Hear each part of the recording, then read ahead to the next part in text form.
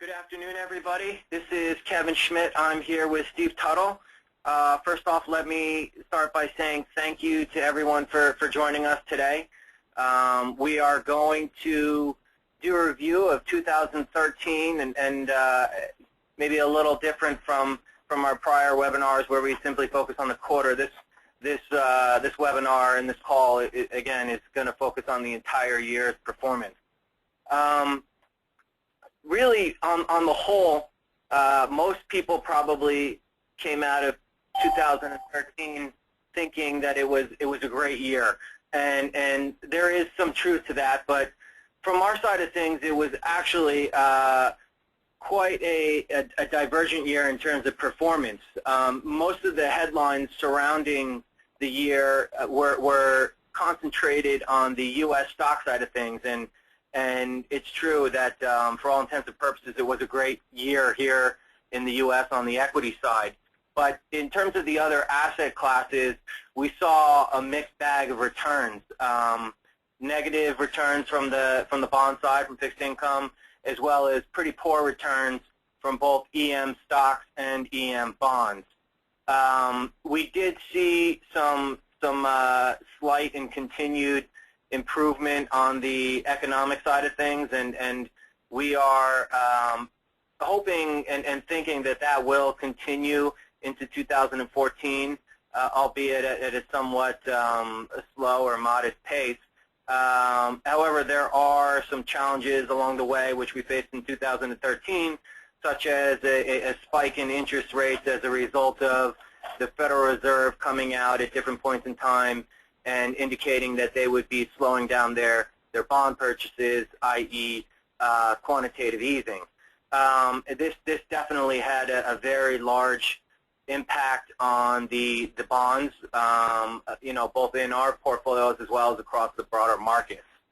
So if we move to the next slide here, just some more recap on the year. Again, in terms of positive, the U.S. economy showed signs of improvement, and to a large extent that was due to the accommodative Fed policy, particularly on the stock side, which benefited the most from their actions.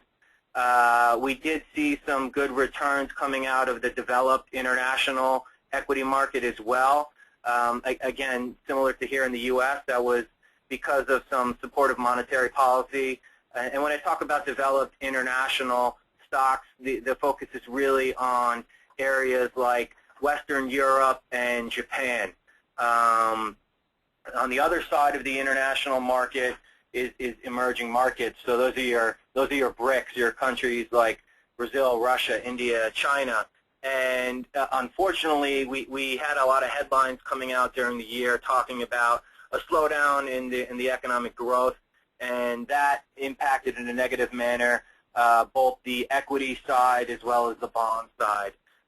There was some rebound, mid-summer in those areas, but unfortunately the first 6 months in both equities and bonds were pretty poor, and that had a lag on the full year return. The U.S. bond side, this was actually the first decline in the last 15 years in that asset class. And again, that was really as a result of a spike in interest rates coming on the heels of the Federal Reserve announcing their intention to slow down the bond purchases. And this played a large role in the negative performance of bonds in 2013.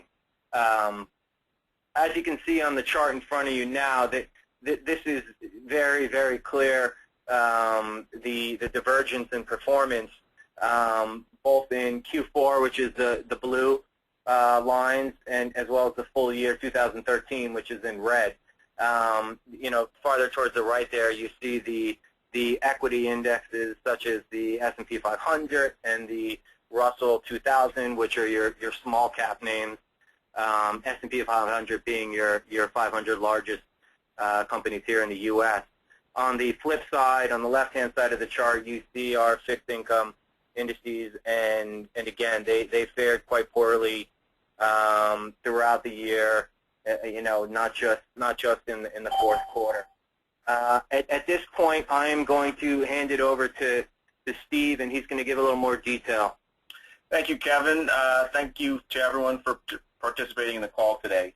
For those of you who have been with us for a while, I think you know that we approach markets basically on a forward-looking perspective, and it's far more important to us to understand what we believe is priced into the marketplace and to set some expectations or a range of expectations going forward. So if we look at valuations right now and what has occurred in the recent past, I think the consensus or base case scenario is for more of the same of what we saw in 2013 with some exceptions. On the economic front, growth should pick up slightly. I think you've seen some improvements, as Kevin mentioned, and we think that trend should continue. Interest rates. We think there is a bias towards interest rates rising higher from here, but we're not expecting a spike or a dramatic change like we saw in 2013. So I would say our base case scenario is for a modest creeping up of interest rates over a multiple-year time frame. Volatility. We started seeing it, well, we saw a lot of it today, but really for this whole year, which is only a few weeks old, there is some more volatility in the marketplace already than we experienced last year. So markets might continue to be bumpy or maybe even get bumpier as 2014 goes along. On the equity side, the stock side, we still are comfortable owning equities, but gains from this point are likely to be a little bit more muted than the excessive returns we saw last year. We're not expecting that in our base case scenario.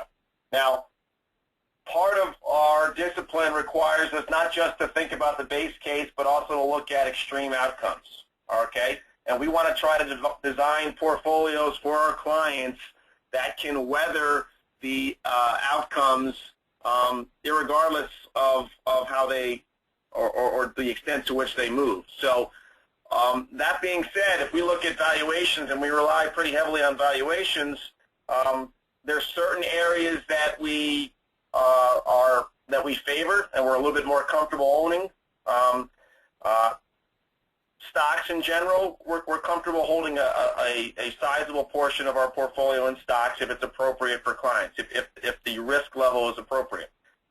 Within stocks, though, we are definitely seeing more value in higher quality stocks, and these tend to be stocks that have exhibited dividend growth. U.S.-based companies seem to be better positioned, and larger companies seem to be, from a valuation point of view, more attractive than smaller. On the bond side, we've been speaking about this for a while. On the bond side, we still think bonds play a very important role in client portfolios, but if you look at where the bond markets are right now, we're still staying away from interest rate risk. So we're avoiding the long end of the yield curve. We're avoiding treasuries, which are the highest credit quality.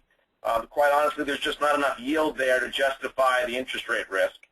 And we're favoring securities that exhibit a little bit more credit risk. So we still like investment-grade corporates, investment-grade munis, but something in the range of BBB rated or up to single A rated, we think that's still an attractive part of the yield curve. And for those of you who own individual bonds in your portfolios, that's where we have the most concentration. Emerging market equities and debt. Kevin went over that they had a rough year in 2013.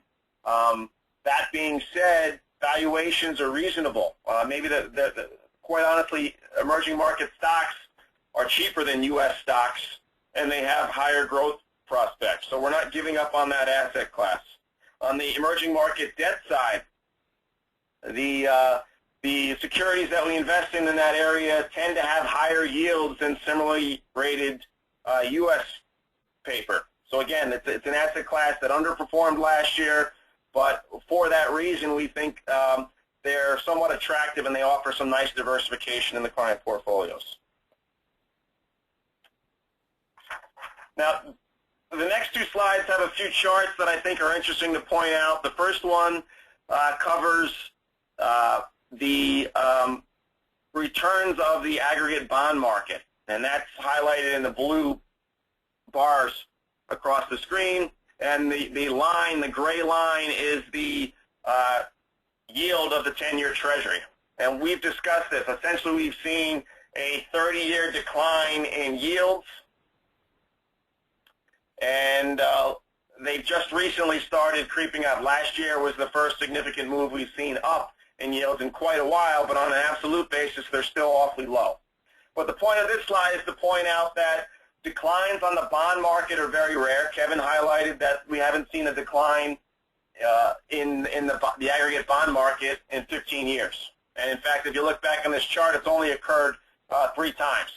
And more importantly, when the declines have happened historically, they haven't been that significant in terms of dollar amount or percentage. So while it was a bad year for bonds, the extremes that you see on the bond market are nowhere near the extremes you see on the stock side. So I think that's very important to consider when you are looking at your portfolio. Now, part of our concern that if you've been following any of the material that we send out or the newsletter that you might have received with your year-end statements, part of the dilemma that we're in right now is while stocks still have low yields and have some interest, while bonds have low yields and have had a rough going in terms of interest rate exposure, on the stock side we've seen tremendous gains, and this line chart here shows the movement up of the S&P 500. But part of our concern is that how sustainable is this move up? And what you'd like to see is when stocks are moving up, you'd like to see a similar amount of earnings growth taking place, like occurred in this time frame. Right? Coming out of the 2008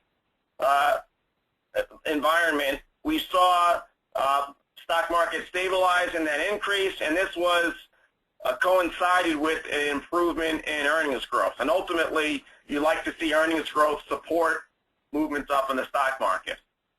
But recently, well over the last year, what you've seen is the stock market has continued to march upward, but earnings growth has been relatively flat.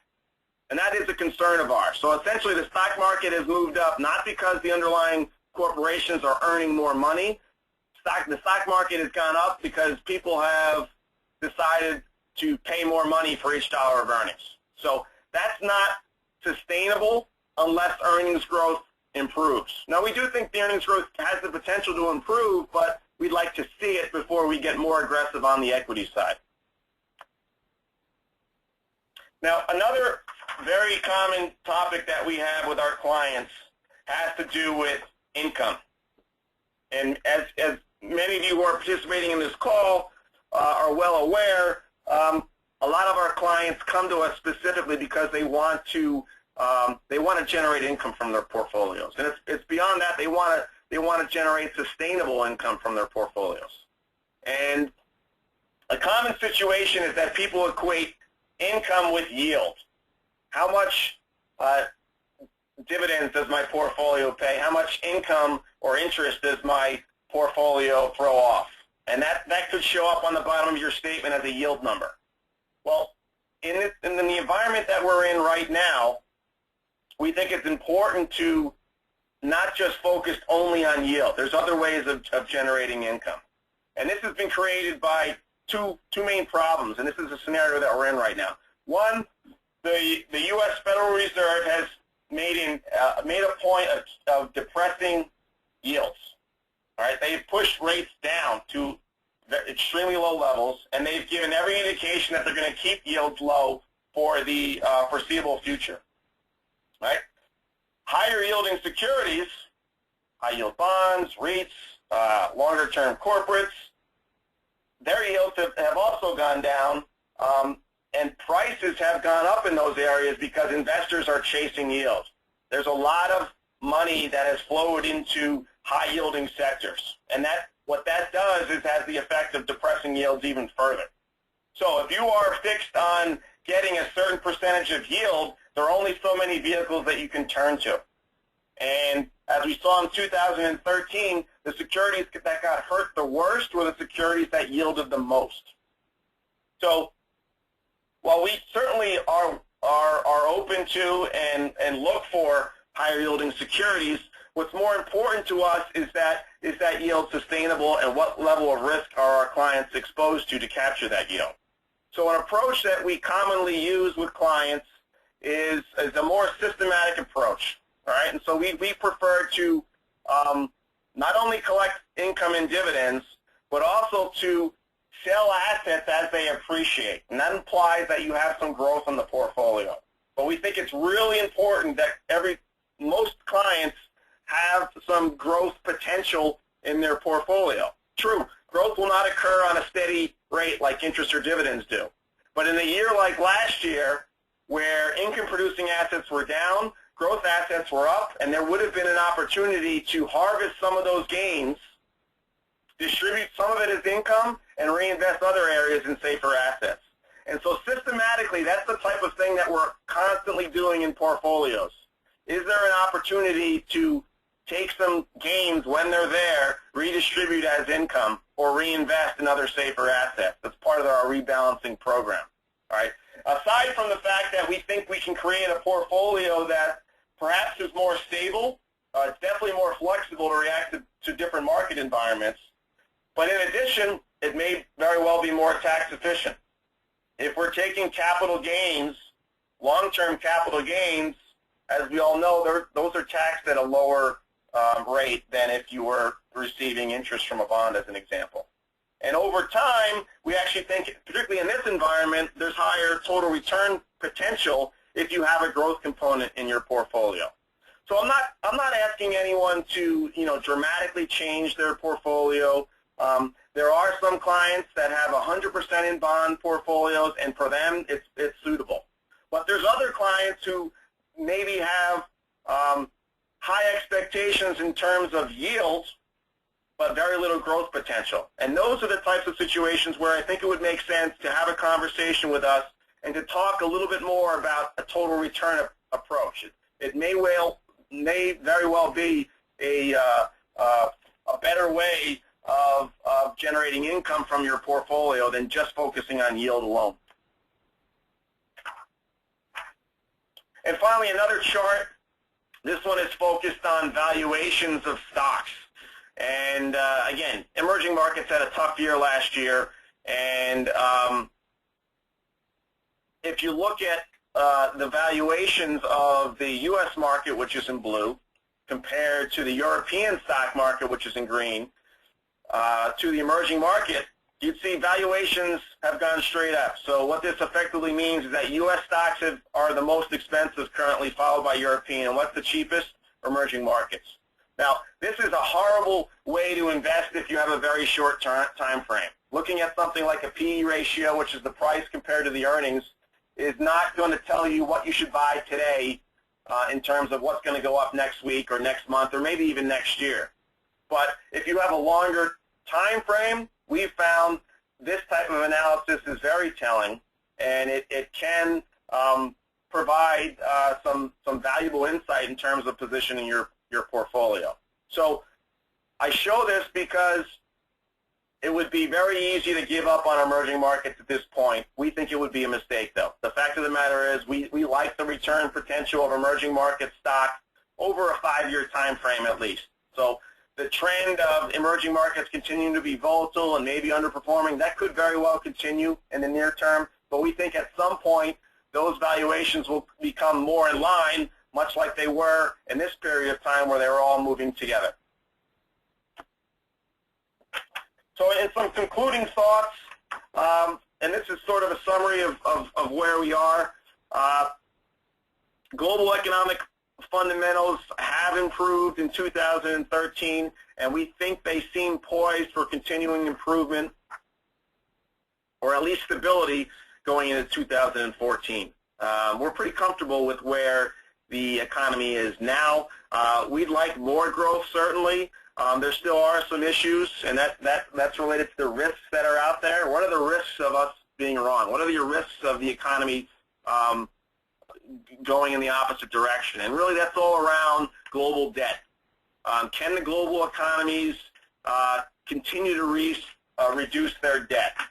And will that process of reducing debt, will that create such a burden on those economies that growth slows to a level where you don't see employment growth, you don't see wage improvement? That's a concern.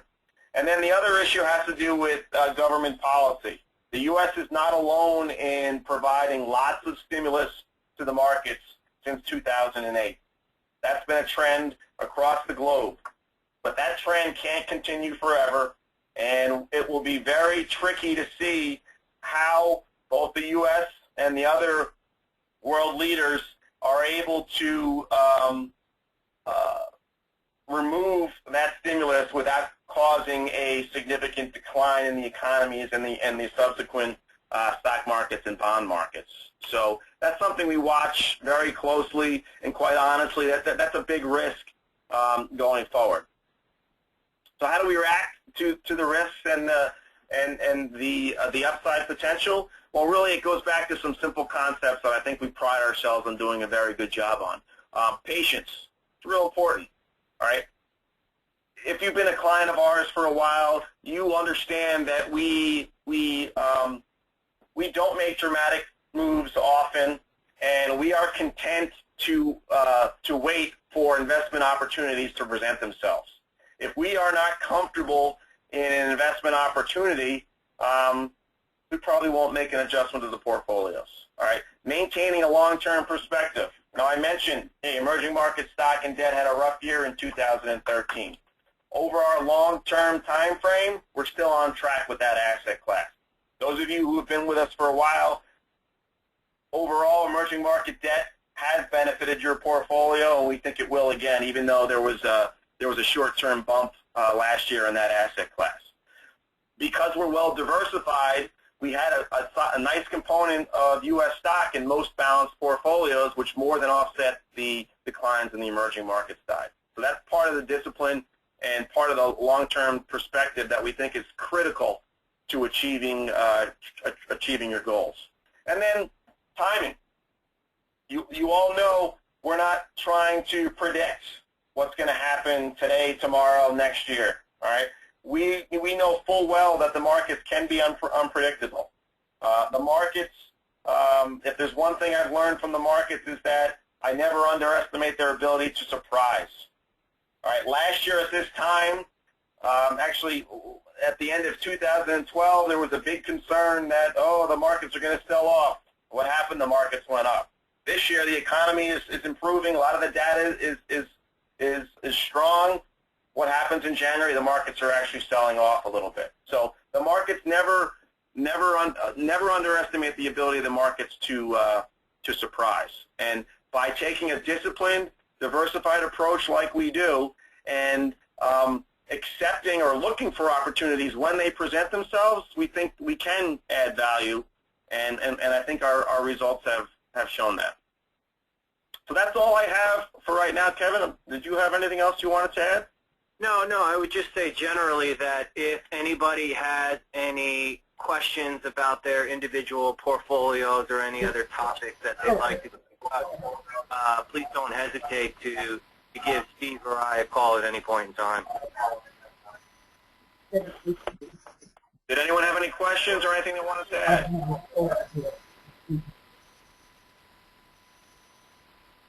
Okay then. I thank you all for participating.